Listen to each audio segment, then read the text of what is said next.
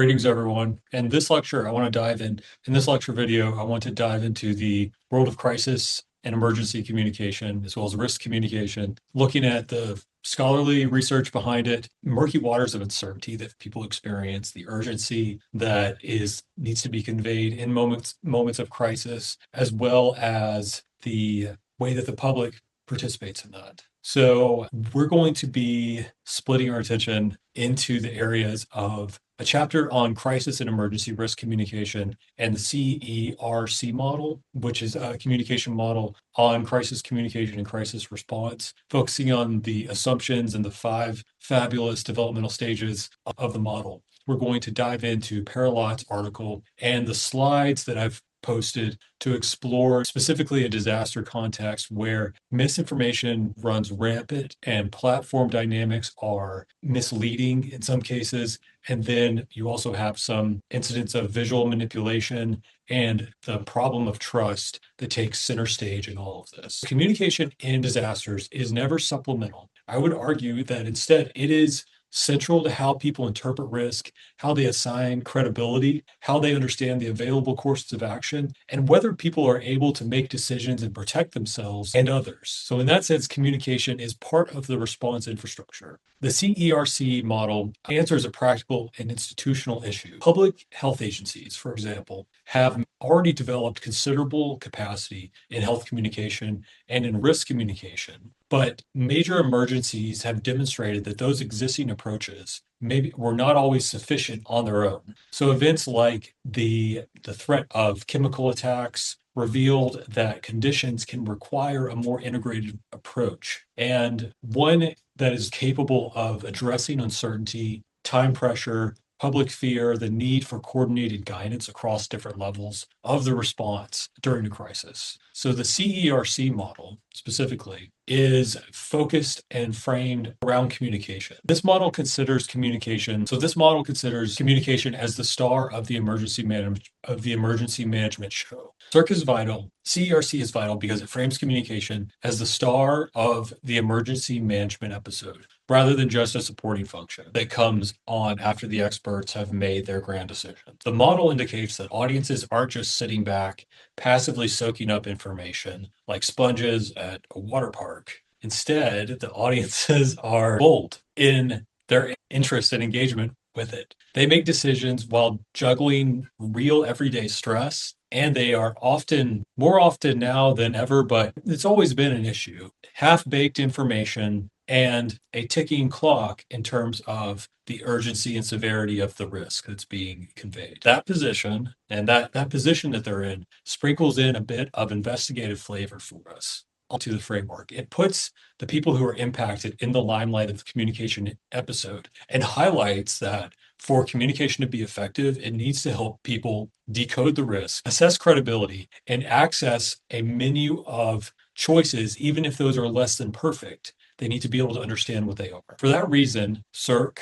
or CERC is organized around a set of commitments that are normative and operational. Those are planning, speed, empathy, credibility, competence, honesty, and openness. These principles are analytically significant because each addresses a common failure point in a crisis. A lack of planning produces inconsistency. A lack of speed allows rumors to proliferate and run rampant. A lack of empathy creates alienation between people who need to trust each other and who need to rely on each other in these moments. And in other moments too. A lack of perceived credibility reduces the likelihood that they will follow through on the directives. Lack of honesty between people that are conveying information, especially visual information that's misleading, if it's sources that are cited out of context or sources in some cases that are simply made up. CERC offers more than a procedural sequence. It provides a theory of what publics from institutions under emergency conditions can utilize. In risk and crisis communication, CERC has really outdone itself by shining light on the intriguing the distinction between risk and crisis communication. Some toss these terms around like confetti. The framework, though, has a knack of drawing the line in what they are conceptually, anyway. Risk communication generally precedes the full arrival of the event. It concerns future and adverse outcomes, the probability that those outcomes may occur, and the behaviors or conditions that can reduce harm. So in practice, risk communication often involves education campaigns, preparedness messaging, warnings, and persuasive efforts designed to improve public understanding and strengthen self-efficacy. It asks people to think prospectively. It asks people to think prospectively. Crisis communication, by contrast, becomes more central once the event is occurring. So once the event has occurred and once the harm is actively unfolding, crisis communication comes into play. The public no longer requires abstract preparation and an awareness that something could happen. They now need a situation specific interpretation and instruction. They need to know what is happening now, how serious the threat is, what remains uncertain, what authorities are doing, and what they themselves should do next. CERC integrates these two modes rather than treating them as isolated domains. That integration matters, I think, because the emergencies are temporally dynamic. The communication needs that exist before an event are related to, but not identical with necessarily, the needs that emerge during the impact and the recovery. People don't always know what they need until they have experienced something, right? And in this case, it can be quite detrimental. And the model recognizes that effective emergency communication depends on continuity between the preparation side and the response side. And so it functions as this link between the anticipatory logic of risk communication with the situational logic of crisis communication. The core of the CERC model is its 5-stage developmental structure. These stages provide a useful way to think about how communication priorities change across the life cycle of a crisis. The stages shouldn't be treated as perfectly discrete or mechanically sequential, though. Real crises often compress, overlap, and loop across phases. Still, the model remains valuable because it clarifies dominant communicative tasks at different moments. The pre-crisis stage occurs before the event materializes, and this includes monitoring, risk assessment, warning, public education, alliance building, and message preparation. That's the pre-crisis phase. It often receives less public attention until people look back on it, unfortunately. And message development, channel selection, trust cultivation, and organizational coordination can begin here, though. The pre-crisis stage is where communicators work to enhance self-efficacy by showing people that there are practical steps they can take to reduce the exposure and vulnerability to something. Then there's the initial event. This initial event commences when crisis transitions from a mere possibility into actual experience. So a significant event can turn a potential hazard into an immediate concern. When a storm makes landfall, an outbreak is confirmed, there's a toxic spill that takes place, or there's a violent incident, or there's a violent incident that compels a swift transition of a state government from vigilance into action. The communication challenge during that phase is particularly pressing, I think, as public emotion tends to surge, and that emotion can be conveyed today through a wide range of channels. And often that surge of emotion is ahead of understanding of the event by the public. So the interplay between fear, uncertainty, and attention grows stronger all at once in this moment. Consequently, it is essential that our communication remains swift while still maintaining a level of care and attention. The CERC highlights the importance of understanding and alleviating doubts, as well as providing comfort, demonstrating effectiveness during this phase. It is, in other words, essential for communicators to recognize the gravity of the situation, articulate what information is available, what remains uncertain, and then to also pinpoint trustworthy spokespersons and offer straightforward guidance for protective measures. The second one of the initial event is where the spokesperson legitimacy, credibility, channel discipline is especially important. In stage 3, the maintenance stage follows that initial shock, but remains firmly within the active life of the crisis. This phase is especially important because emergencies that endure over time produce fatigue about the information, data, and being inundated with too much information at once, rumor circulation, which generates some confusion and sometimes some very misleading claims, and then emotional exhaustion, as well as interpretive fragmentation. Initial messages, when they're effective, though, rarely suffice for the duration of a crisis. In the maintenance stage, communicators continue to reduce the uncertainty, in other words. So don't give up on the vigilance just because you've gotten through the initial event. New claims may also require more verification, correction, clarification, and any changes, right, that come up need to follow that path as well. And that can end. So the resolution stage in this one, this is stage 4. The resolution stage begins when the immediate emergency is subsiding and the communicative attention shifts toward recovery, remediation, explanation, and adaptation. Communication in this phase still includes practical updates, but it also becomes interpretive. People in the public, they want to understand what has happened, what comes next, and how the event should be situated within a broader context,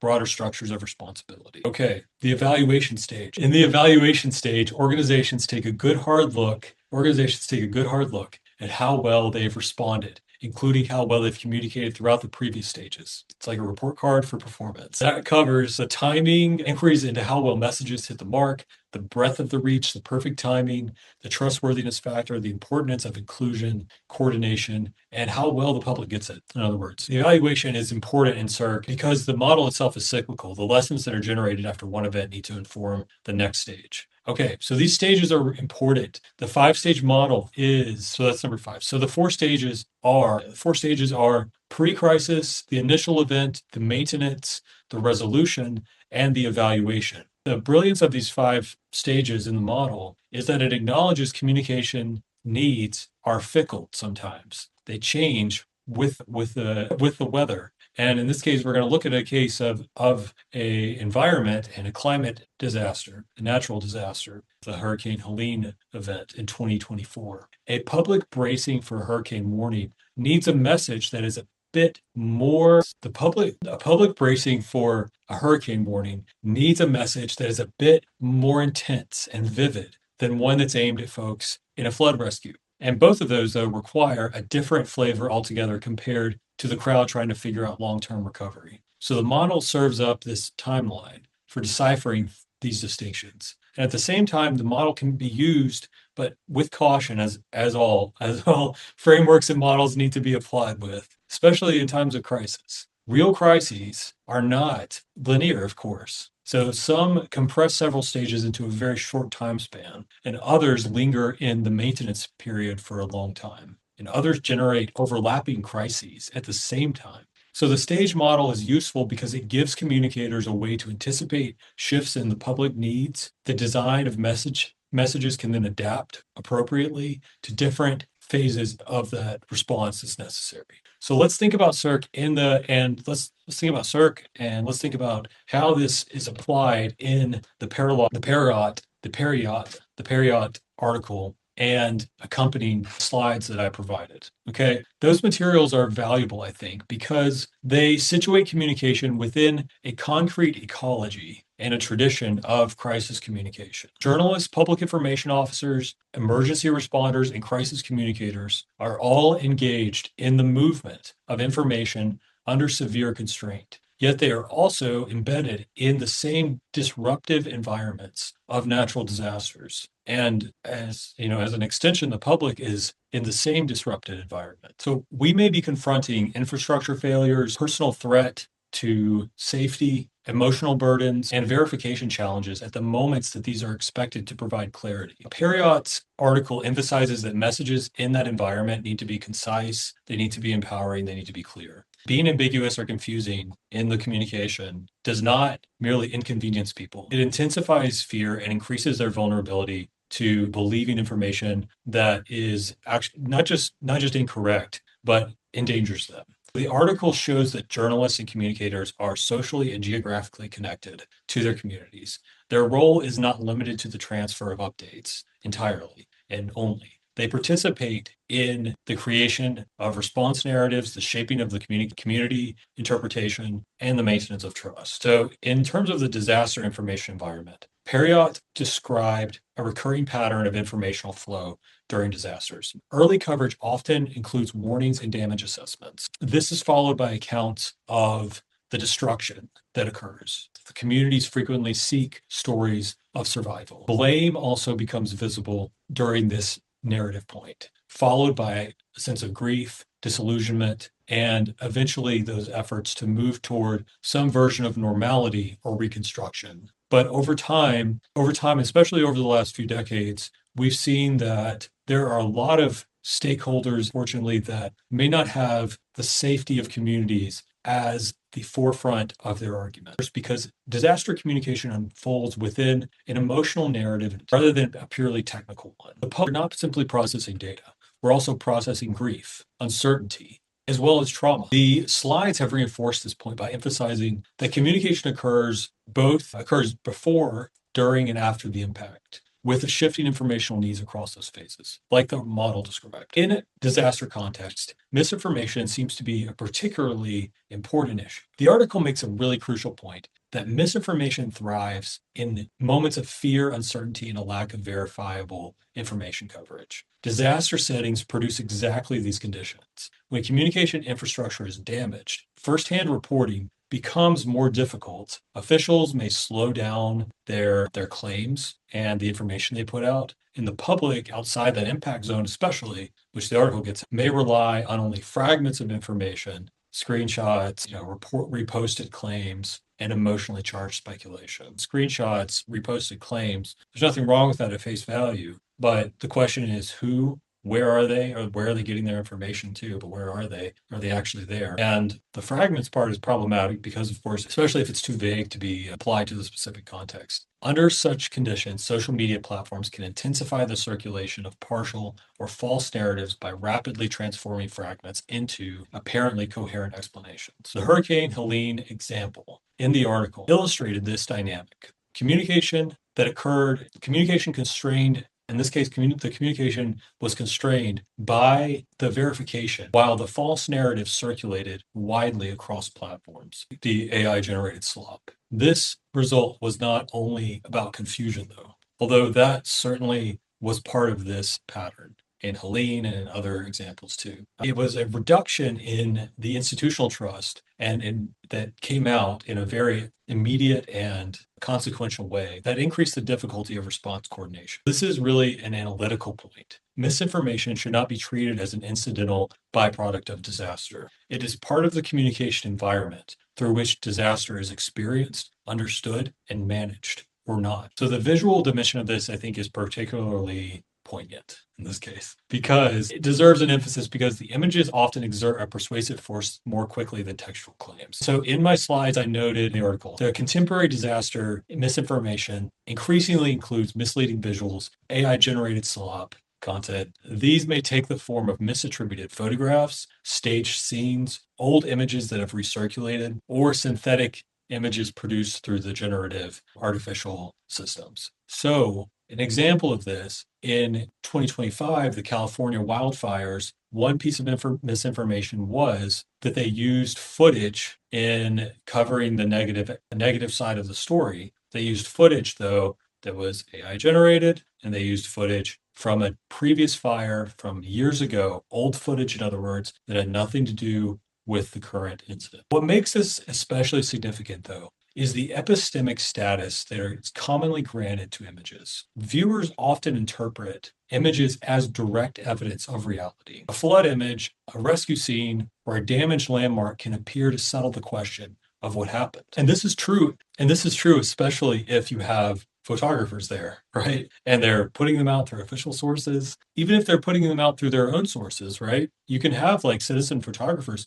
putting information out there that is credible. The image may come though from another event, another region, another year, or maybe fabricated entirely now. Those images evoke fear, outrage, they evoke moral shock, before the analytical scrutiny, though, occurs. Once that effective impression is formed, later corrections struggle to displace that initial visual encounter that people have in general. The problem is not only about misleading visuals. It's also about how visuals produce the immediacy of our interpretation and compress skepticism. So the Kerr County example presented in the article is really useful because it shows that misinformation doesn't always originate in a way that's calculated deception. Misinformation, remember, is false or inaccurate information that's spread without a malicious intent to deceive someone. Disinformation is the information that is deliberately created and shared with the intent to mislead.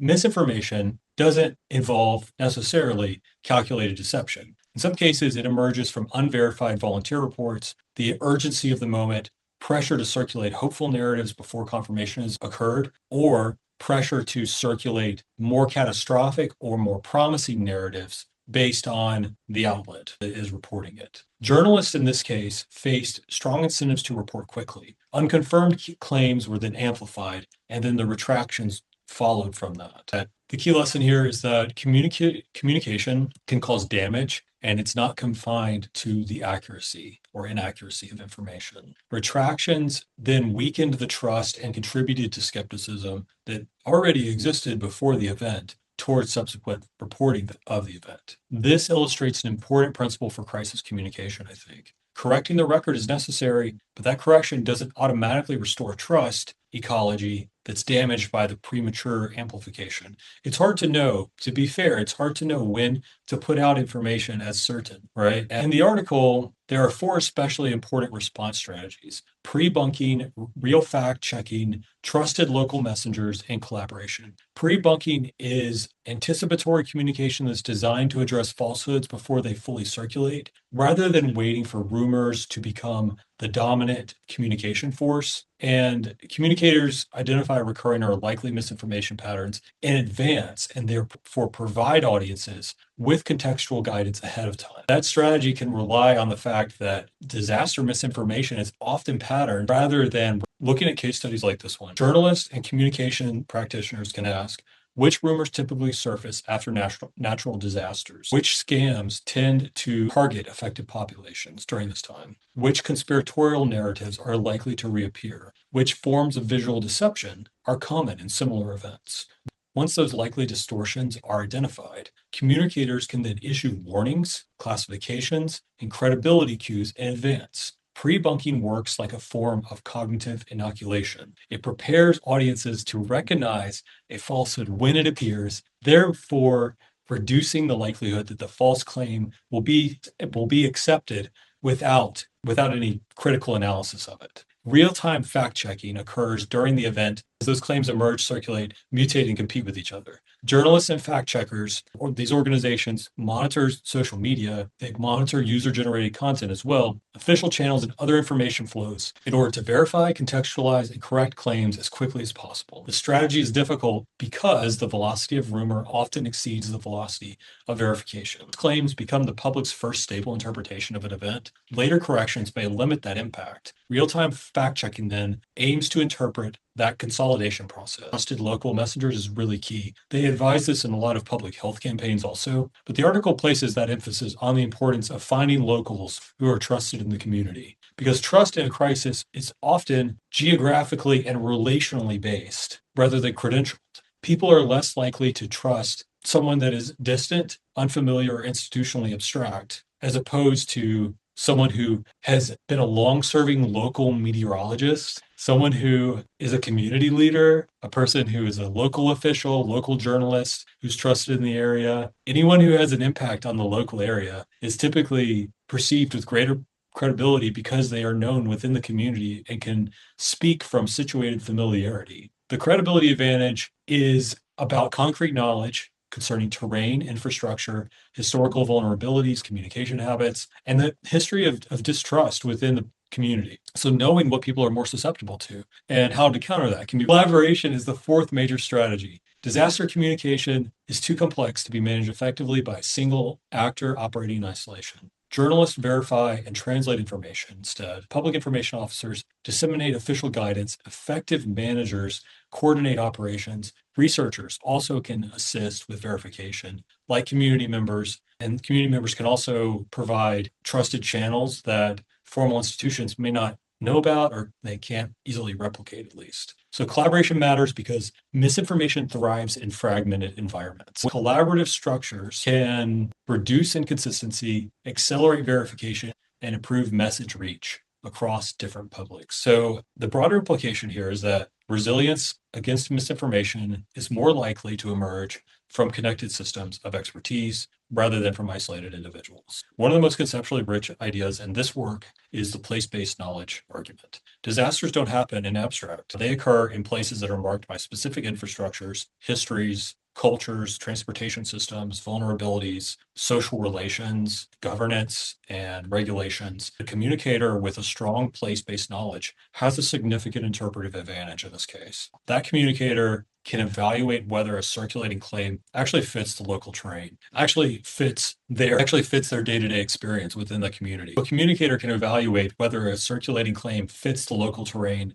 whether an image aligns with the known conditions of the community as it is in their everyday life, whether an evacuation message actually matches the transportation realities too, and whether they can consider, like, they can talk about whether rumors that draw from historical distrust in institutions or in certain agencies or in certain programs, the recurring community concerns that can lead to the proliferation of misinformation can be addressed by this place-based knowledge. That includes familiarity with geography and infrastructure, as well as previous traumas, cultural context, local institutions, community narratives. And so place-based knowledge improves both message design and credibility assessment, and it helps communicators tailor guidance to the actual conditions within the place, as well as helping them to evaluate the circulating claims against the lived local knowledge and realities. Lastly, the article is arguing that trust is cumulative. It is built through the repeated interactions and the demonstrated competence that have come about over time. Journalists, public relations practitioners, public information officers can build through continuing exchanges with their communities. And this is reinforced by emphasizing long-term relationships and sustained engagement prior to emergencies. I think that insight is really important.